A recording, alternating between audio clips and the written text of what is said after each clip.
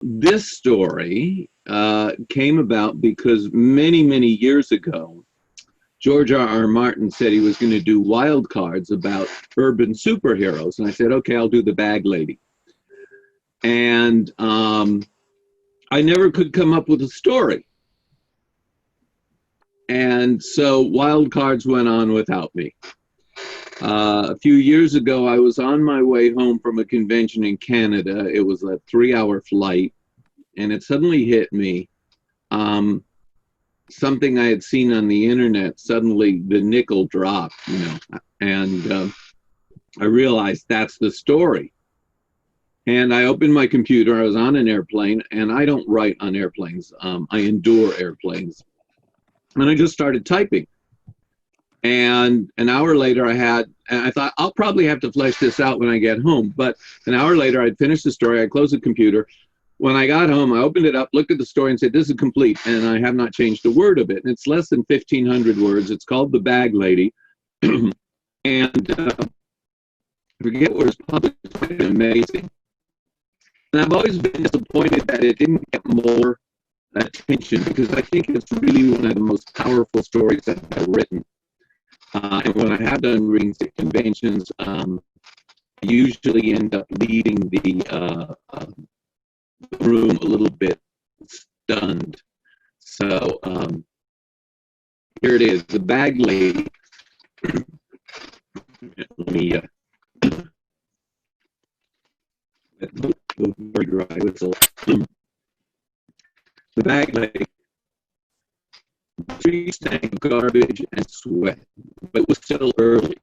Later, as the day warmed up, the smell of garlic and bacon would seep out of the corner diner. Traffic splashed through spring puddles. Glass patches of winter still resisted the glare of the sun, but if this was not their last day, it would be their last week. The Bag Lady shuffled painfully along the sidewalk, pushing an overloaded shopping cart with one broken wheel. She didn't walk as much as she staggered.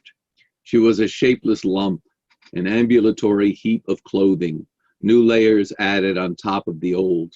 Sweaters, sweatshirts, torn coats, a blanket, another coat, the whole stuffed with old newspapers for insulation. She was an oblate spheroid of rubbish and rejection. Her swollen ankles made it difficult for her to move, even harder to push the cart. Her feet were wrapped in more layers of dirty cloth. The woman's skin was leathery and lined, burned and scoured, eroded by the relentless weather.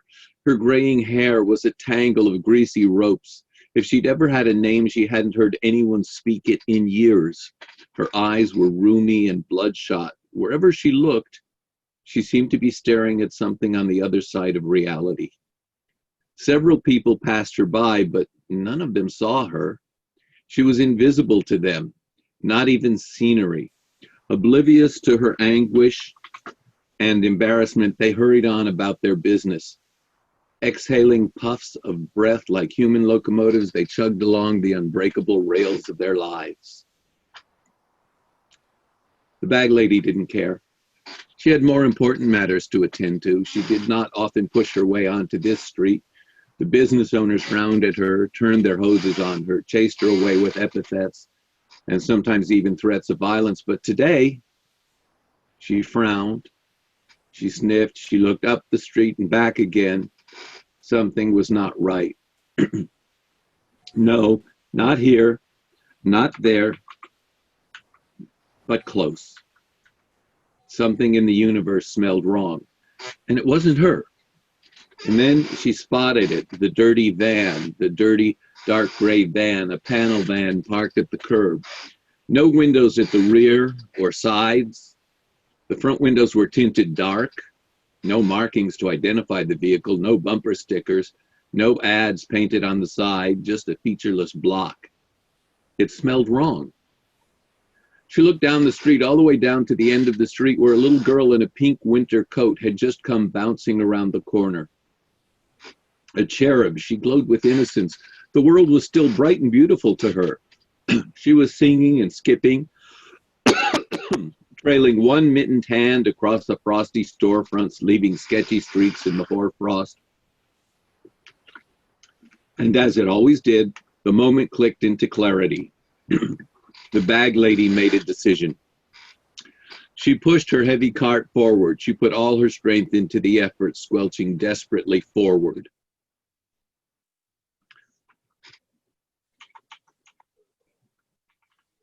Finally, unable to move any further, she stopped, her cart inconveniently blocking the passenger door of the van, her reeking body blocking the sliding panel door on the side. Someone on the inside made a noise. It sounded like a curse. The bag lady grunted in sudden annoyance. She leaned against the panel door of the van for balance, her wrinkled hand sliding and leaving an ugly smear, and then a stream of urine ran down her left leg, puddling at her feet, steaming on the icy pavement. The moment was perfectly timed. The little girl came dancing by, her song abruptly stopping as she glanced over. She made a face, an expression of disgust and disapproval, then she broke into a run and scampered on towards school. The bag lady still leaned against the van, frowning, concentrating on something more than her own body now. The left tail light of the van abruptly shattered. No repair shop would ever be able to make it light again. Every police cruiser that noticed would pull this vehicle over to cite the driver for the broken light. But no, that wouldn't be enough. She needed to do more. She muttered a few words, barely finishing the curse before the van pulled angrily away. The greasy handprint on its side would not wash off, not easily and not for a long time. But the handprint was only the smallest part of the spell. The van and its unseen occupant were now affected with a fetid malcharisma. They would never go unnoticed again. It might be enough. The bag lady couldn't be sure. In the great grand scheme of things, this little shift of possibility was so small as to be infinitesimal in its reach. But to the little girl in the pink coat, the unknowing recipient of this reversal of entropy, it was an unknown coup, a victory of life-changing proportions, simply because she would live to see tomorrow. But for the bag lady, it was going to be a very expensive triumph. The avalanche of entropy is unforgiving, and the effort to shift it even a millimeter would cost her dearly. Already she was groaning with new pains. She grabbed onto the handle of her shopping cart to keep from falling. It was so heavily loaded it was an anchor to her sudden dizziness. For a moment she did not know who she was or where she was. She knew only pain. The bottomless well of icy fire that gnawed at her gut, the first warnings of the waves of despair to come. Somehow she managed to make it across the slippery sidewalk to the nearest doorstep, where she sank down to her knees, collapsing in her rags, sagging against the frame of the door. She knew she couldn't stay here long. She knew the proprietor of this shop was an unforgiving tyrant, a small and petty excuse for a human being, interested only in the amount of commerce he could attract, never in the people he might serve. Soon he would come bursting angrily out of his sacred warmth to chase her away. But right now, she was overcome with the simple effort of breathing in, out. In, out. She gasped for breath, strove to regain some sense of herself, but failing. This was going to be a bad one, very bad. She couldn't help herself. She had to see. Still puffing, she began laboriously unwrapping the coils of cloth around her right leg, around and around, all the way down, until she finally revealed the mottled skin of her left foot. It was stippled with ugly blotches of green and yellow, blue and purple. There were new sores appearing, pus-filled boils, inflammations that grew even as she watched. Blood oozed from old scabs.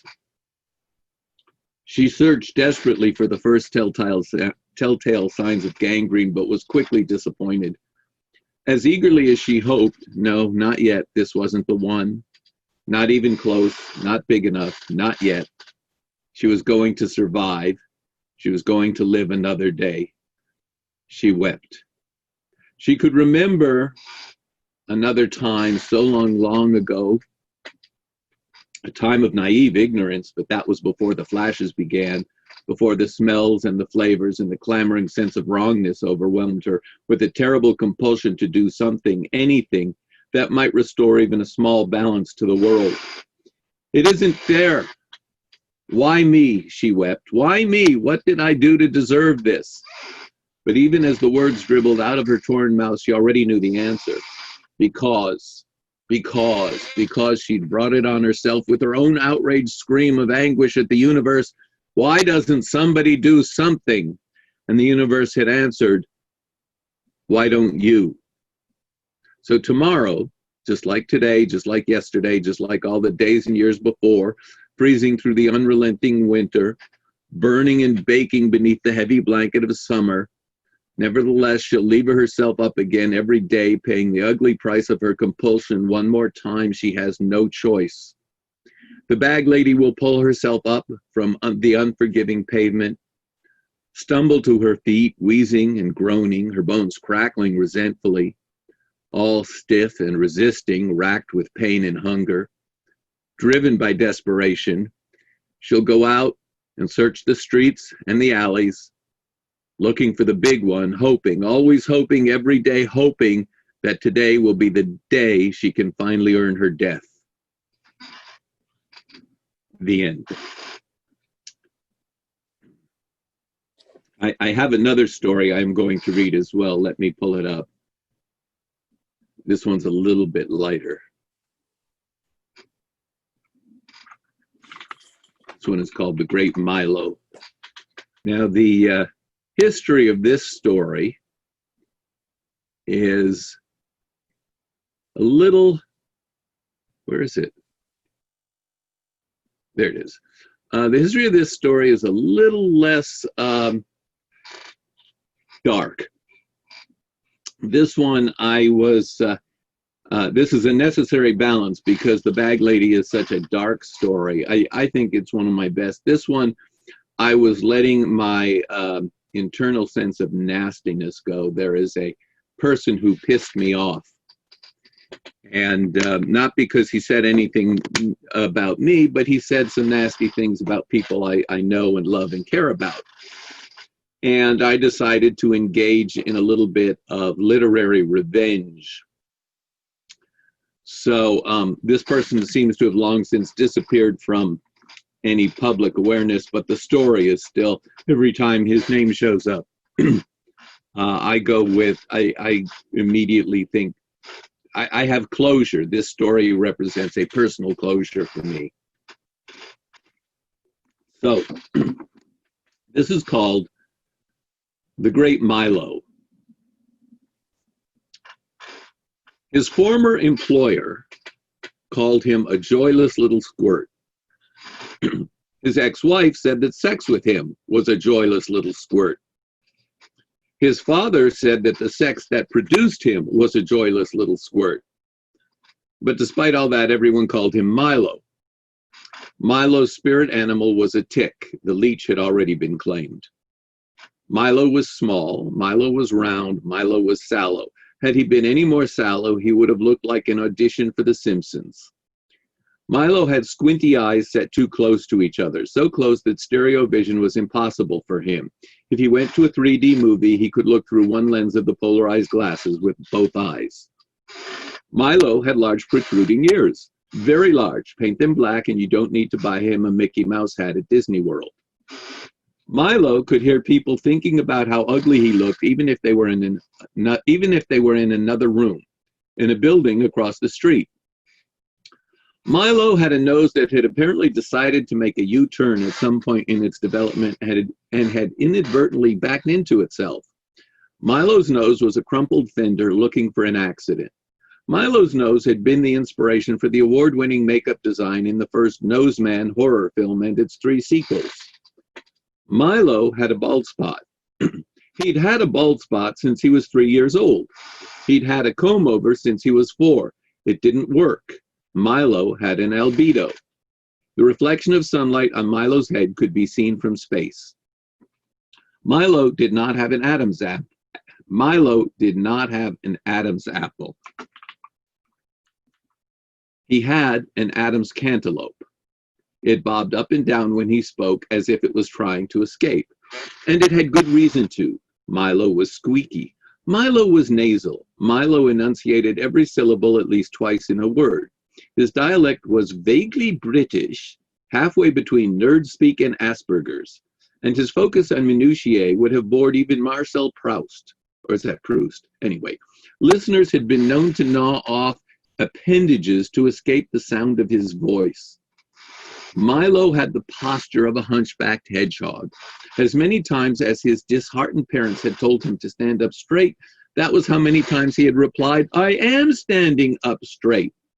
X-rays of his skeleton eventually demonstrated the discouraging truth of his assertion.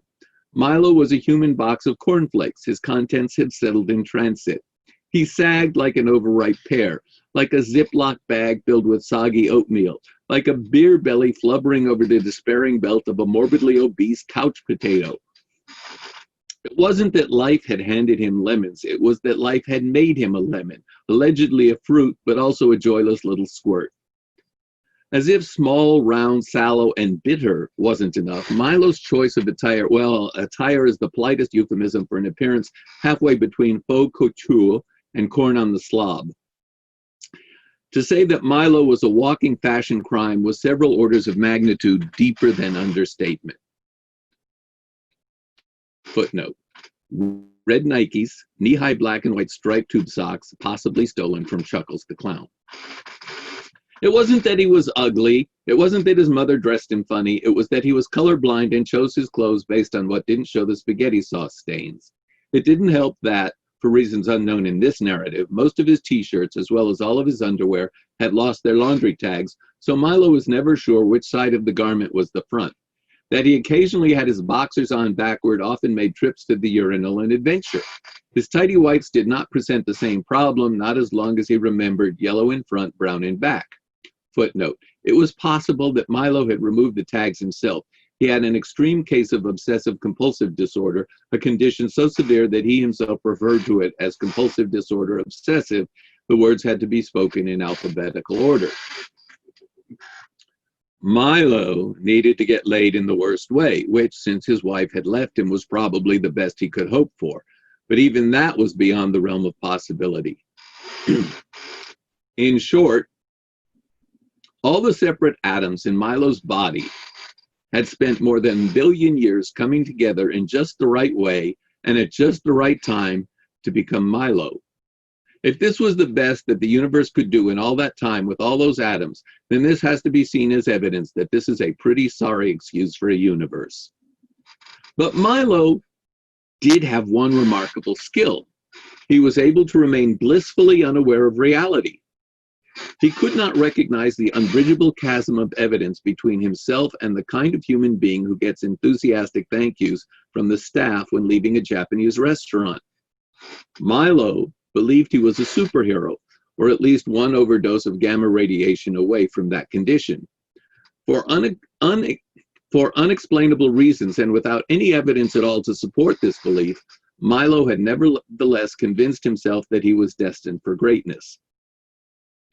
That this opinion was not shared by the universe at large. Footnote: actually, that's redundant. Anytime you talk about the universe, at large is a given. If anything, it's insufficient. Even the word insufficient is insufficient to evoke the scale of things we're trying to discuss. That this opinion was not shared by the universe at large did not trouble him at all. It was Milo's conviction that success was inevitable. He'd read it as a meme on Facebook. Quote, people who don't know it's impossible are the ones who accomplish great things, unquote.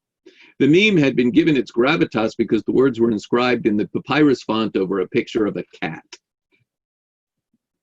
Coming as it did on the day he lost both his job and his wife, footnote, at his sparsely attended funeral, someone asked her why she'd married him in the first place.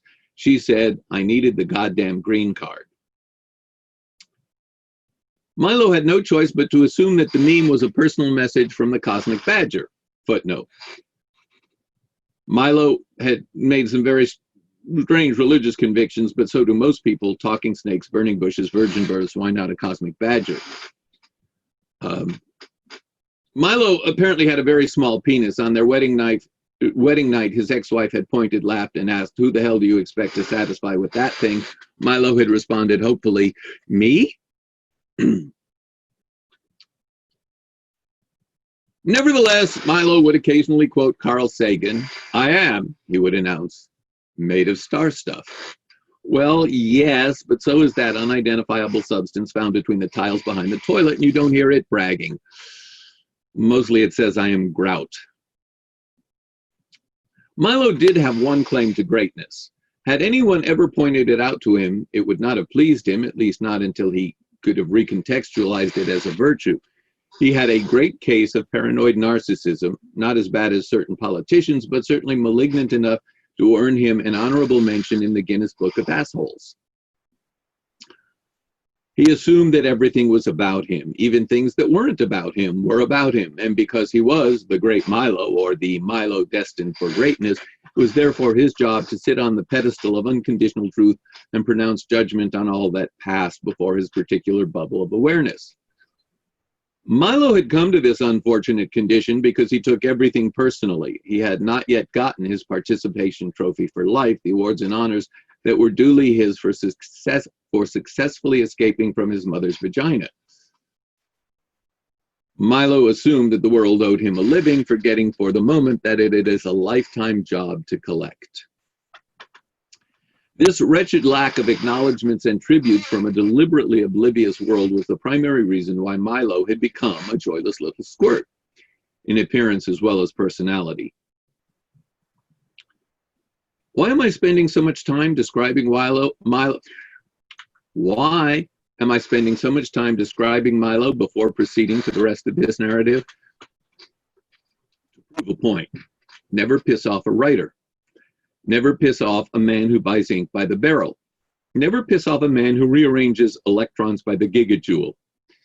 Or to put it another way, plowboys should not pull on shootists. Writers are the research and development division of the human race, occasionally researching the highest aspirations of the species, but more often detailing the procedures necessary for executing the most exquisite forms of revenge. Writers specialize in two kinds of revenge. The first is putting you into their book, describing you horribly, and then dropping a house on your sister, throwing cold water on your dreams, and stealing your shoes. The second is leaving you out of the book entirely, which should have happened here, except that even that would have given Milo too much credit.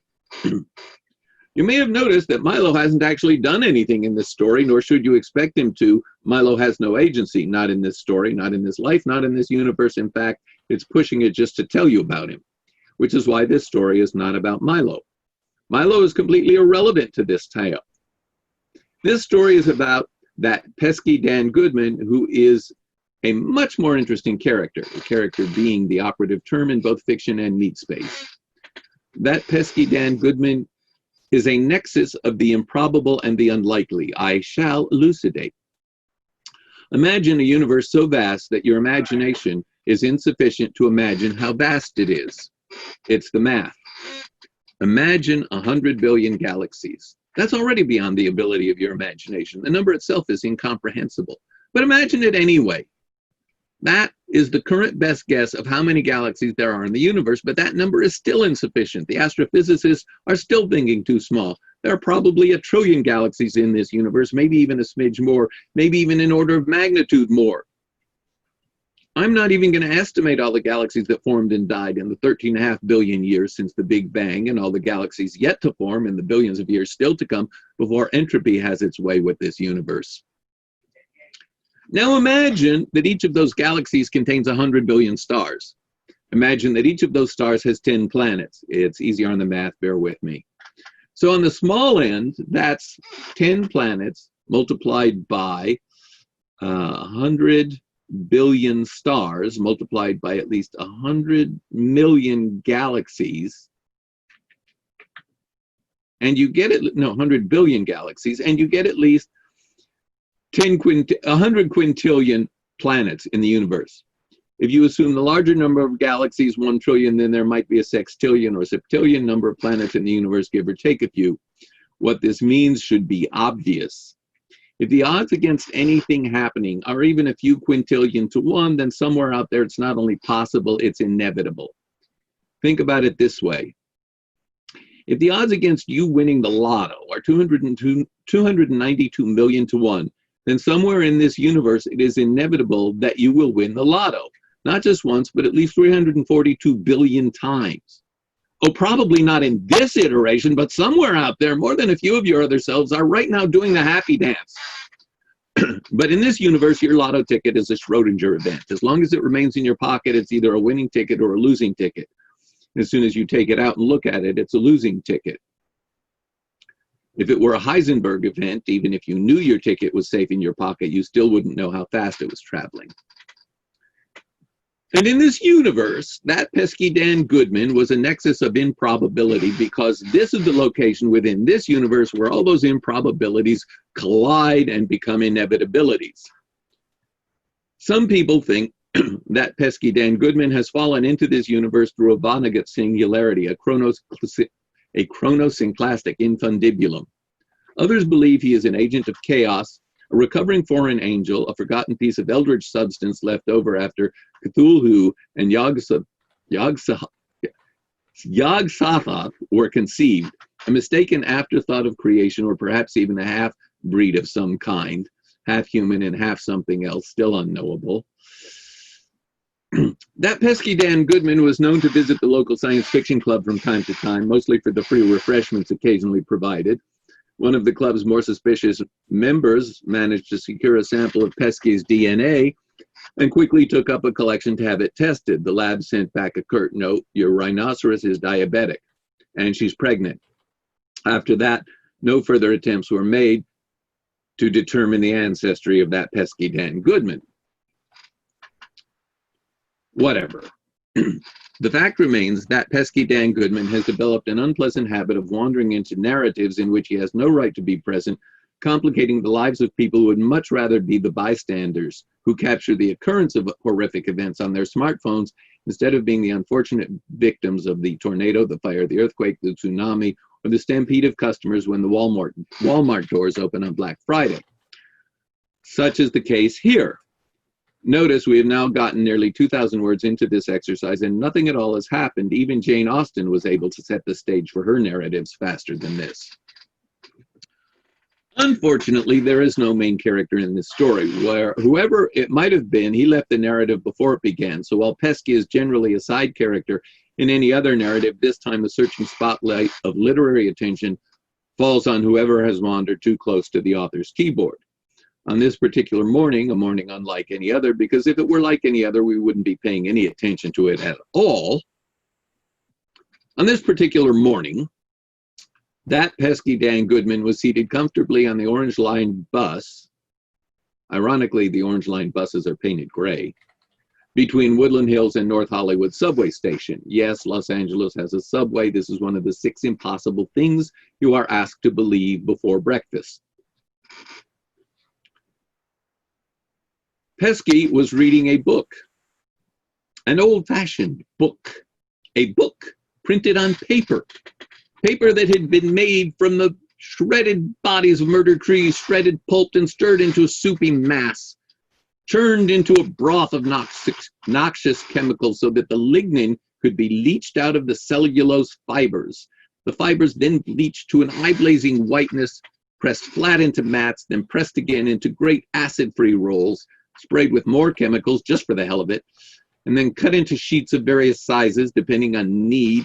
And upon those sheets, little crawly insect marks had been impressed with a quick-set ink, a rosin oil solvent mixture.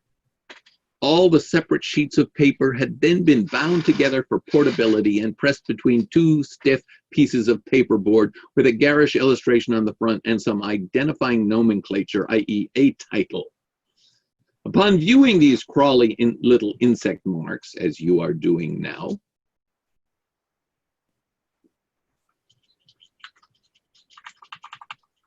there's a footnote here, let me find it.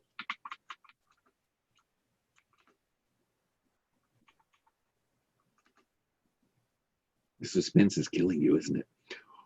Or would be if you weren't viewing these crawly little insect marks on some kind of electronic screen, in which case you are staring into a large flat light bulb on which crawly little insect marks have been simulated by specific sets of let me do that again. Or would be if you weren't viewing these crawly little insect marks on some kind of electronic screen, in which case you are staring into a large flat light bulb on which crawly little insect marks have been simulated by specific sets of blacked out pixels.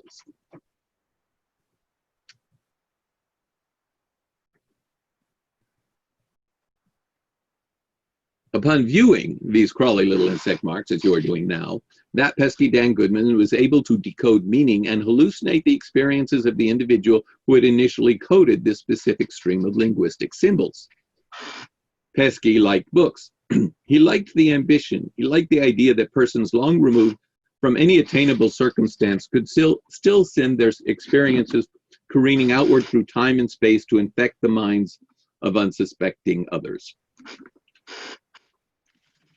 Centuries might have passed since these thoughts were inscribed, but here was a gift from a mind that aspired to share itself. Pesky liked peeking into other possibilities of existence, and this was one way of achieving that adventure, one that did not involve any specific risk to his own corporeal existence. On this particular morning, riding the bus eastward, that pesky Dan Goodman was continuing his latest literary adventure. No, not quite. He was not reading the book as much as he was trying to read it. It was a book well worth reading, not quite a classic in its genre, because it did not exist in a specific genre, existing solely in a class defined by itself. The book was an autobiographical memoir involving a talking dog, a fabulous redhead, Charles Manson, a Judeo-Christian interpretation of God portrayed by the archetypal sassy black lady, and an odd assortment of little-known historical figures and murder victims, all in a branch of literature that would someday be called recursive peripateticism. A self-referential, plotless narrative that wanders from place to place without apparent purpose, like this one. What made it remarkable was that the book had not yet been published in this specific timeline. How Pesky had obtained this volume might have had something to do with his unauthorized access to an experimental transdimensional paralithonic resonating transceiver containing a 64-core multifractal array of entangled particles.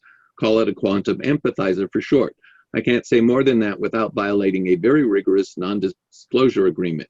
If after publication of this story I die under mysterious circumstances, that will be evidence that I've already said too much.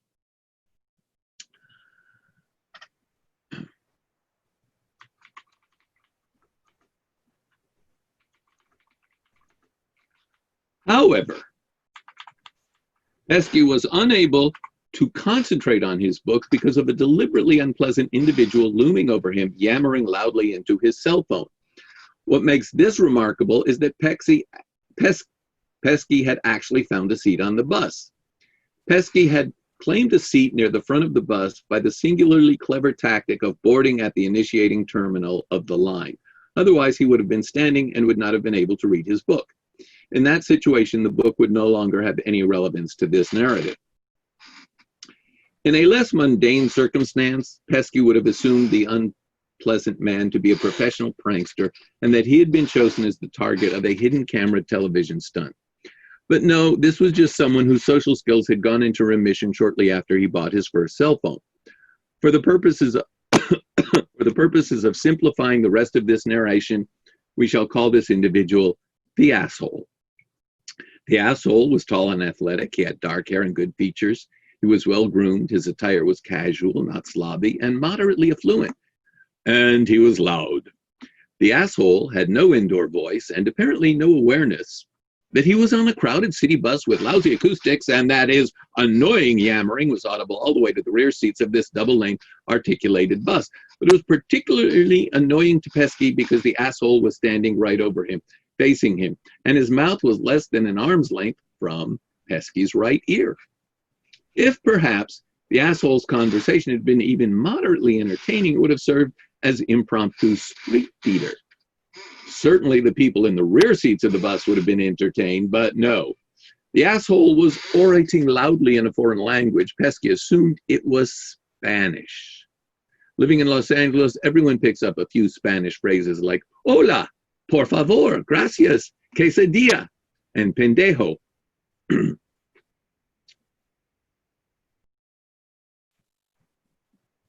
The full force of his enthusiastic proclamations were hitting Pesky dead on. Sighing to himself, Pesky put his book back into his man purse, pulled out his tablet, and asked Google to translate, "Please be quiet, you are too loud." Google flashed these words on the device display. "Por favor, silencio, ustedes demasiado ruidoso."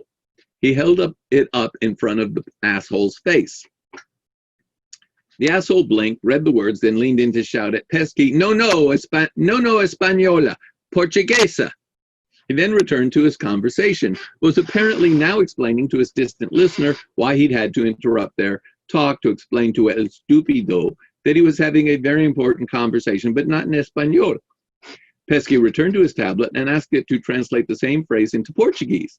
He held it up to the asshole again. Por favor, fique quieto. Voce e demasiado alto. This time the asshole had a harder time of pretending not to understand, so he handed the phone to Pesky. A woman's voice demanded to know. "My friend wants to know, what is your problem?" Had the question been delivered with a smidge more courtesy, Pesky might have considered answering politely. But the last 4 words had conveyed a sense of arrogance that triggered Pesky's mad monkey impulse. He said, "Uno momento, por favor." Pesky then popped open the back of the phone, removed the battery, and handed it to the person in the seat behind him, one of the archetypal, sassy black women that Hollywood scriptwriters love to include as side characters as a way of demonstrating their commitment to diversity. The sassy black woman had been watching these events with varying degrees of annoyance and amusement. She was happy to receive the battery and passed it to the high school-aged Latina behind her who, because she was plugged into her own earbuds and did not realize what was going on, promptly dropped the battery into the depths of her cavernous purse. Pesky now handed the inoperative phone back to the asshole, who grabbed it and began working his way back through the crowded bus in pursuit of the battery. The result was not only a passive voice sentence, but also a frantic conversation that might have been Espanol or maybe Portuguese, but was probably a word salad of 2 different but vaguely similar languages chattering past each other. The subject being a cell phone battery and who was the rightful owner, the original purchaser, or the recipient of the unasked for gift. How this confrontation ultimately resolved, Pesky never found out because, to Pesky's great relief, the bus had finally arrived at its terminus across the street from the North Hollywood subway station. And, as if simultaneously launched from their seats by some hidden ejector mechanism, every passenger immediately rose and began pushing for the doors. We shall speak no more of the asshole unless it's necessary. Pesky's subway ride to downtown Los Angeles was much less eventful, and he was able to read far enough into his book to discover why the talking dog would not eat his salad until the parsley was carefully laid down upon the napkin next to his bowl. This is a true story. I'm not making it up. The dog had better table manners than most humans, except for his way of saying thank you, and that was an enthusiastic jump into your lap, accompanied by an odoriferous belch in your face. But this was good manners for a dog. After transferring to the Metro Expo line and above-ground light rail system, Pesky was once again able to log on to the internet and study plans for a portable cell phone jammer. That such devices were illegal in the United States would not have been a deterrent to that pesky Dan Goodman. He had not gotten his adjective by accident. Pesky debarked at the Exposition Boulevard station, crossed the eastbound side of the avenue, walked through Exposition Park, and into the California Science Center. Today, Pesky was on his way to examine their newest exhibits on polarized magnetism and also how global climate change was increasing the predatory range of venomous insect swarms. It was his own theory that some previously undiscovered species were the harbingers of an alien civilization's attempt to exoform the Earth, but as yet the evidence was sketchy and problematic. Today was actually Pesky's day off. Pesky's work ethic was a perfect NOR operation on the Genesis-derived calendar week. He worked one day and rested 6, if he worked at all. In his current incarnation, this story, that pesky Dan Goodman was a freelance assassin. Footnote. That the asshole had walked away from the Orange Line bus still capable of drawing breath has to be regarded as evidence of Pesky's general good nature, as well as his commitment to not working any day he didn't have to. Besides, he preferred to be paid for his wet work. And there was still the slight chance that somebody somewhere might actually have cared about the asshole. Pesky had an unbreakable rule that clients should be carefully vetted to eliminate any possibility of a redeeming quality that would justify exemption. In this case, however, the asshole had not become a candidate for Peskyvation only because Pesky had other matters on his mind. Pesky's vetting of potential clients was conducted through the lens of an obscure branch of communication forensics called contextualism. The study of semantic structures and access to the mental processes that produce an appalling avalanche of unhinged linguistic expressions, the best examples of which can be found in any unmoderated comment thread, especially political ones. Pesky's unique area of study was the ideological ranch dressing and political croutons found on the word salad of various public speakers. It gave him no shortage of likely candidates.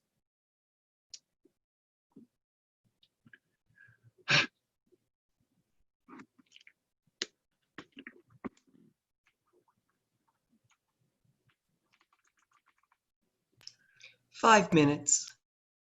Okay, we may not get to the end. All right, so far, Pesky had removed from this timeline 7 individuals whose continuing existence had become a sore point in his daily routine, and 37 others whose actions, both past and future, would significantly damage the stability of the continuing chronology.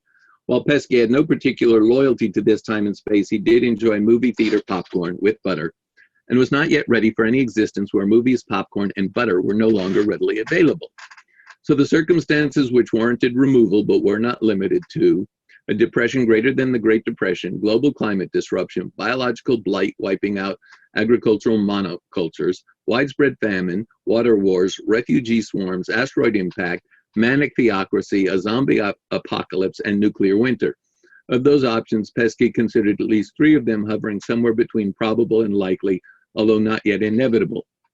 No matter, today Pesky was interested in polarized magnetism and venomous insect swarms, in particular the beetle mosquito, which had somehow found its way to the Western hemisphere from God knows whereistan. Actually, the beetle mosquito was misnamed. It wasn't a real mosquito, merely a small biting fly with delusions of grandeur.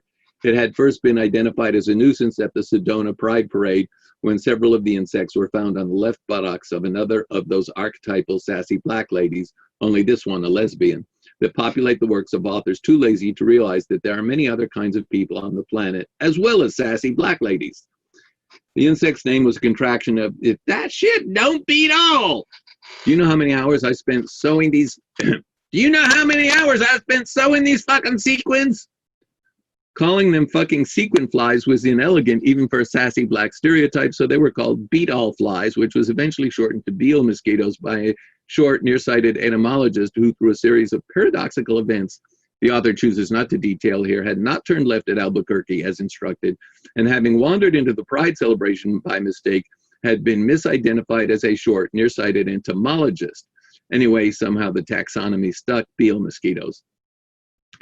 By itself, a single beetle mosquito is a harmless bite, an annoyance too small to be considered even an annoyance.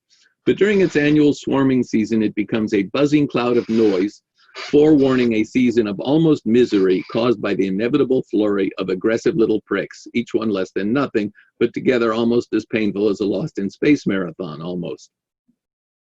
Most of the year, various affected communities dismissed the possibility of a beetle mosquito attack with a contemptuous smirk, but for a week or two each swarming season, the insects were a nuisance in the eyes and ears, and occasionally the rectum, especially for nudists and men wearing assless chaps in West Hollywood. They were a burden to be endured. Flamethrowers only seemed to excite them. None of this information was new to Pesky, but this was his first opportunity to see an actual swarm of beetle mosquitoes, contained as they were in a closet-sized terrarium, allegedly secured with fine mesh filters. The terrarium was a sealed floor-to-ceiling, 4-sided glass case, 2 meters wide on each side. Across the top, there was more glass, also a frame containing 2 small fans designed for cooling the innards of desktop computers, but in place here to simulate the dry winds of a desert environment. The fans were fronted by very secure fine mesh filters to keep the insects from escaping. Inside the case was a half-meter of sandy soil and several small cacti. Spotted around the cacti as well as scattered across the soil, Pesky could see a fine layer of tiny brown shells, the remnants of egg sacs that had recently hatched. A few unhatched egg clusters were still visible on the dark skin of the plants, but even as Pesky watched, more of the biting flies were chewing their way out. Not all insects have larval stages. This is a real fact, not a fact made up for this story. The terrarium itself was filled with a cloud of tiny dark bodies. If a cloud could have emotions, this cloud was pissed off. It swirled angrily and buzzed like an enraged vibrator. Several small children pressed their faces against the glass, leaving greasy trails of ketchup, relish, ice cream, and snot. This only enraged the cloud more. Pesky took a few pictures with his own small cameras, but it was insufficient to capture anything more than a blur. He finally gave up, realizing that his time might be better spent observing the effects of polarized magnetism. Now, having outlined the circumstances necessary to understanding what happened next, we must return to and expand upon the theme statement of this entire narrative, that Pesky Dan Goodman is a nexus of the improbable and the unlikely. I'm going to stop here because we're out of time. I'm going to post, I am sorry, I did not realize this story was as long as it is. But I will post it as a freebie on my Patreon page later today, and you can read the end of it, which I believe is specifically, you can read the whole thing. I believe the end of it has some marvelous payoffs.